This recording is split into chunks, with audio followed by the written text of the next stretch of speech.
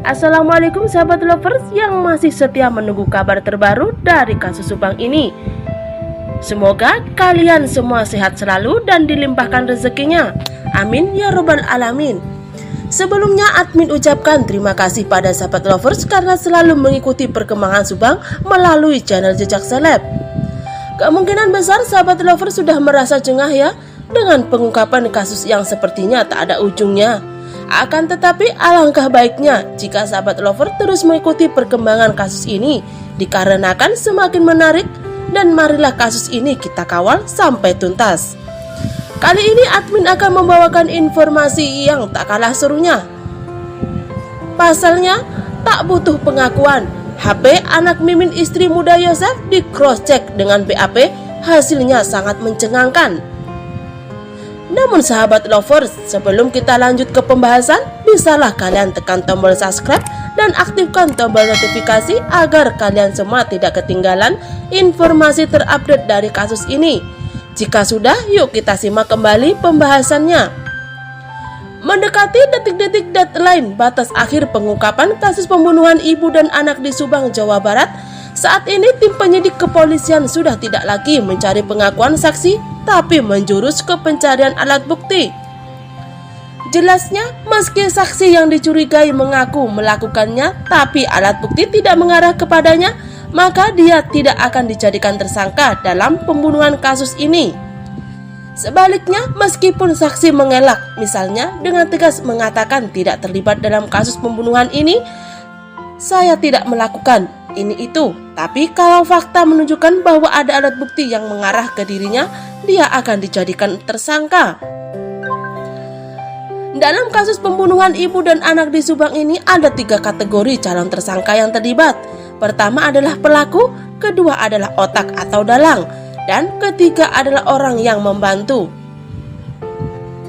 Mimin istri muda Yosef Subang bersama kedua anaknya yakni Arigi dan Abi serta 2 teman anaknya 2 hari lalu dipanggil penyidik Polda Jabar untuk diperiksa lagi. Polres Subang terkait pembunuhan ibu dan anak di Subang. Ada apa? Apakah ada indikasi Arigi dan Abi termasuk ke salah satu kategori yang disebutkan tadi? Meski tidak secara eksplisit mengatakan, namun atas dasar analisa meyakini jika pemanggilan kembali kedua anak Mimin yaitu Arigi dan Abi untuk yang keempat kalinya terkait kasus Subang ini. Hal itu dilakukan oleh kepolisian untuk mencari alat bukti. Kalau benar pemeriksaan terdahulu itu tidak clear, menurut saya tidak dibutuhkan lagi sampai 4 kali.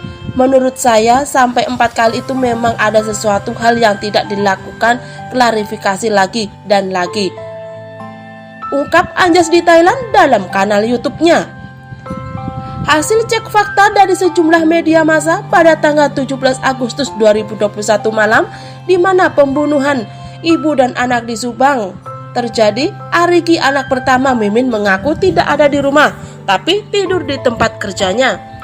Pengakuan itu diklarifikasi oleh tim kuasa hukum Arigi bahwa memang sudah menjadi kebiasaan Arigi sering tinggal atau tidur di counter HP tempat dia bekerja. Nah, ini menurut saya menjadi salah satu alasan kenapa ada salah satu teman dia yang dimintai juga keterangannya. Apakah benar saat itu dia tidak di kantor atau tidak? Tidur di kantor atau tidak?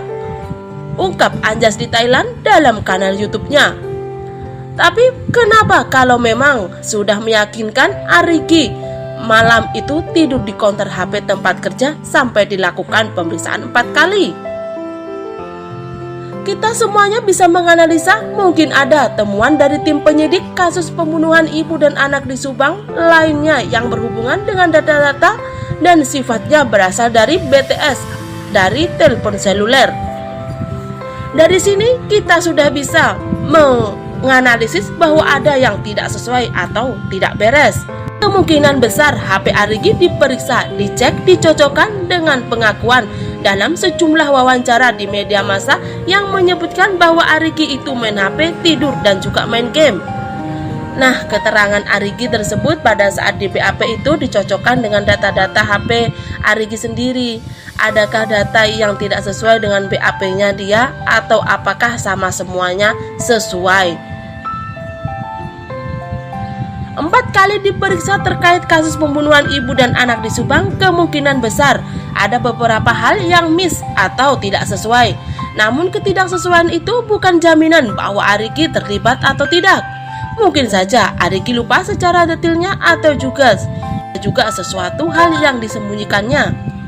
Ada kemungkinan seperti itu, atau takutnya dia menjadi framing orang-orang tertentu karena ya mungkin ada faktor psikologi tentunya.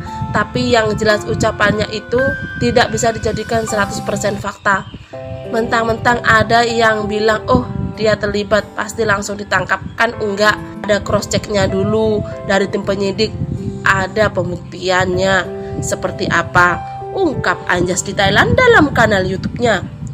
Arigi pada saat di BAP mengatakan bahwa ia main game Mobile Legends sampai jam 3 pagi. Tapi pada saat dicek HP-nya ternyata main Mobile Legends cuma sampai jam 1 pagi. Cuma setengah jam saja atau terputus-putus. Kok ini nggak match ya dengan BAP-nya? Ada apa ini? Apa yang ditutupi? Misalkan seperti itu. Karena ini sudah 4 kali diperiksa. Kalau semuanya sudah clear menurut saya sih, sekali 2 kali sudah cukup. Itu sebabnya Arigi membawa temannya dalam pemeriksaan untuk mengkonfirmasi bahwa malam pembunuhan ibu dan anak di Subang terjadi, ia ada bersama sahabatnya. Keterangan temannya itu tidak bisa diambil 100% dari cross check dengan data-data misalnya CCTV atau HP. Bisa dicek koordinatnya pada saat malam itu. Jam itu mereka ada mengatakan jika ada saksi bilang bahwa saya jam 2:00 atau jam 3:00 pagi main HP, lagi main TikTok atau lagi main Mobile Legends. Semua itu bisa dicek beneran gak nih HP-nya lagi aktif dipakai main game atau tidak. Tapi kalau seandainya dia mengklaim bahwa oh ya jam 3 pagi lagi main Mobile Legends, tapi pada saat dicek data-datanya di HP tersebut kok nggak aktif, atau aktif cuma sekali 2 kali, cuma bertahan 5 menit, ini kenapa? Itu juga bisa menjadi pertanyaan. Itu bisa menjadi guidance atau petunjuk untuk melakukan pemeriksaan lebih detail lagi. Nah sahabat lovers, bagaimana tanggapan kalian? Cantum di kolom komentar, dan terima kasih sudah menyimak video ini sampai habis, dan sampai jumpa di video pembahasan selanjutnya.